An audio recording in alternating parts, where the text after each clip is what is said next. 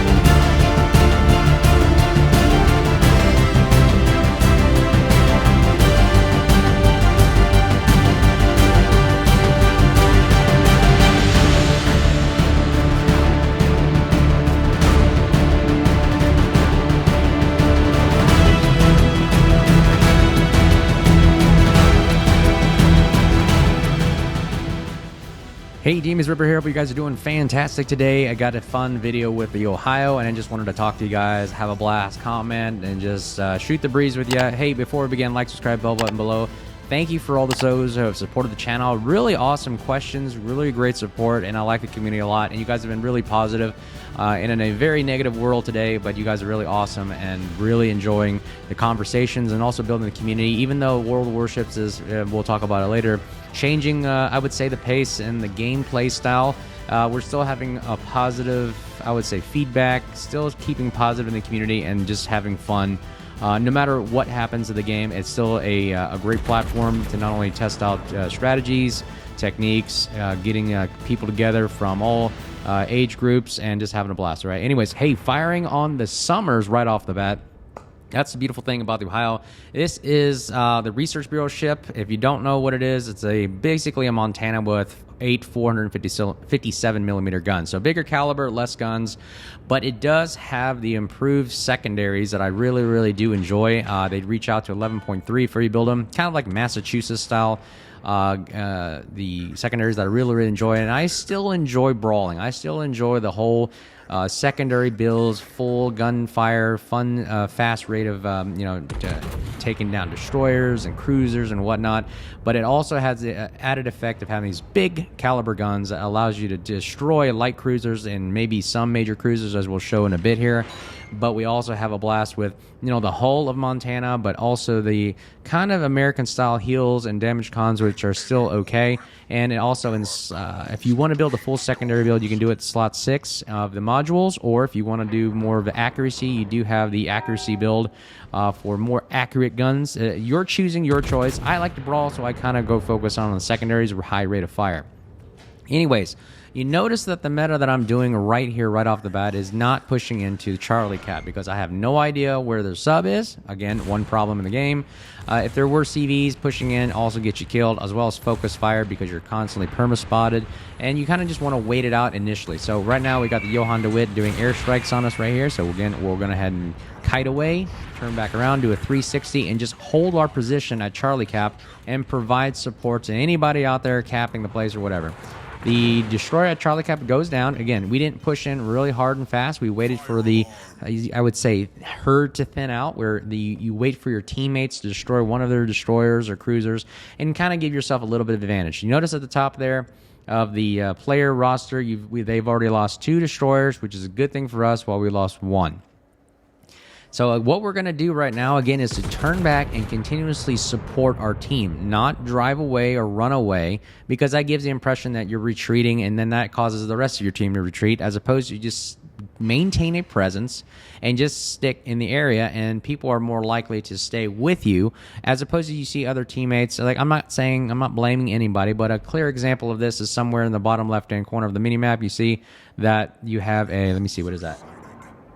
A Richelieu way in the back. Okay, so I get it. You want to stay in the back to avoid incoming fire. However, staying away or just hiding behind an island or running away, makes your team feel like you're running away and not supporting them, which causes them to run away, as opposed to, don't you feel more excitement and adrenaline and rush and more positivity if you see 3 or 4 battleships pushing into a cap? It makes you want to go as well, right? You lead by example, and I've always taught that as well, that you have to lead by actions. Don't tell people what to do, you show them what to do, and that really affects the gameplay as well. So right now, again, I'm waiting to push in. Again, it's all about timing. You don't have to, like the Navy SEALs always say, don't run to your death. I read that in a book. It's No Easy Day, really great book. I'd recommend you read it. Nobody's rushing to their death, okay? The same goes with strategy games, whatever that may be, in any kind of sporting events. Yeah, rushing to your death doesn't help the team much, but really waiting and being patient. Flamu, I believe, said a great video where he said the reason why most games in World of Warships win is just a matter of minutes or seconds, where you just wait. If you're patient enough to see how the battlefield develops, someone will make a mistake, and you capitalize on those mistakes. Boom, right there, we take a shot at the fellow Ohio right there, another counterpart, and they got Ohio as well. We're going to see if we can just push in and use our secondaries right here, the maximum abilities right here. So we got broadside Brandenburg, ooh, perfect right here. So what we're going to do is kite away. Again, I'm exposing broadside, but I had to do it because I got to turn away at some point. So we're going to see if we can get a nice, juicy broadside on this Brandenburg right here. We aimed slightly above the waterline, and ooh, a little high there, but we did get about 9,000 damage with a couple overpins, all while we're shooting our secondaries. I love the American secondaries, so they fire really well. Ooh, now we have a Stalingrad. Stalingrad is very, very poor in the burning down department, so what we're going to do is we're going to slow down right here. We're going to see if he pushes. Yep, he's kind of pushing in, nose in, and I love this.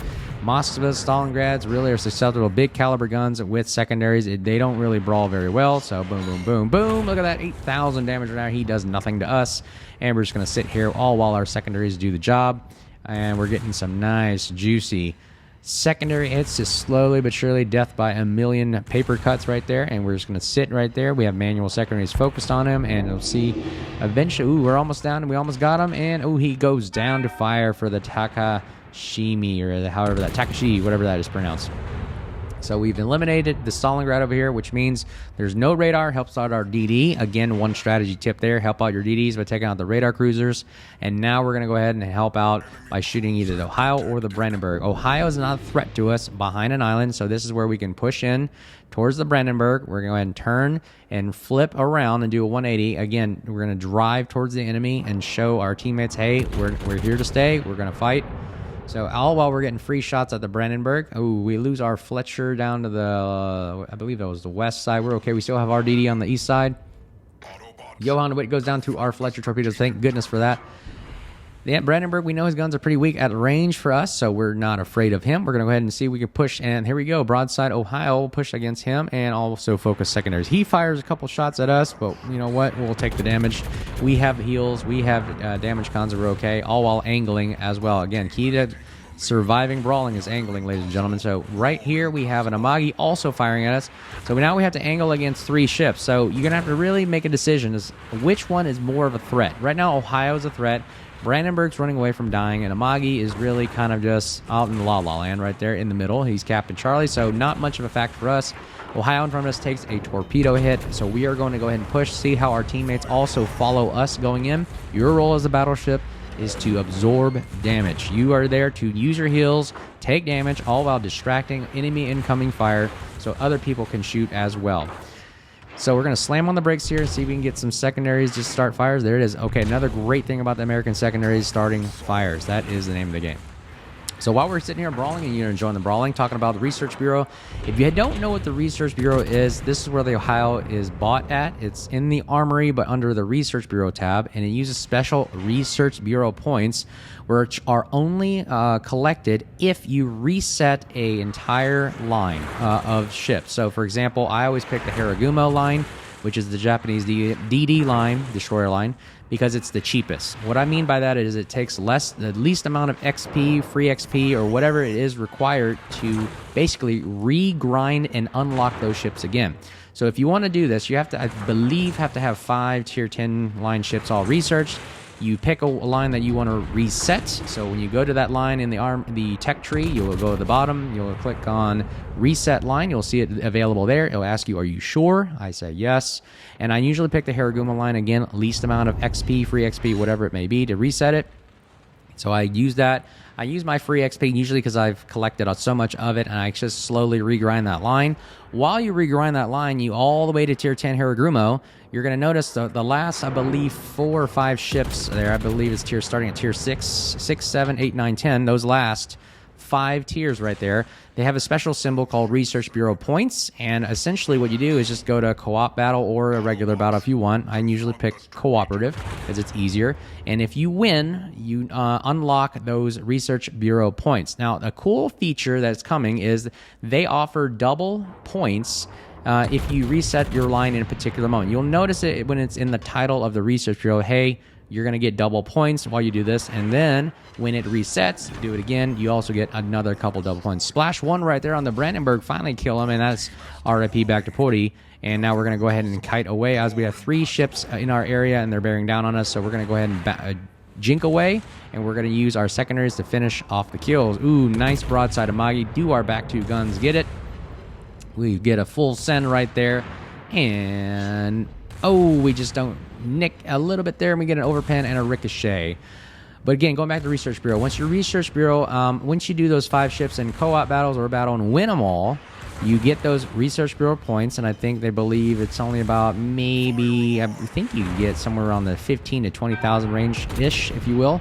And that is when you use those Research Bureau points to actually unlock other ships. So if you look at the Research Bureau, it tells you how many you need, and you kind of figure out, hey, do the math in the Research Bureau, how many times I got to reset this line in order to get it. Now, it does, I'm going to warn you, it does cost a lot of time and maybe free XP and maybe even money for some of you to unlock and regrind these ships multiple times. And what I recommend doing is also waiting when the coupon comes available. I believe it comes around maybe in a couple months or so, I think in December, where they reset, they give you a coupon to give you a discount on either steel ships, Research Bureau ships, or something like along that nature.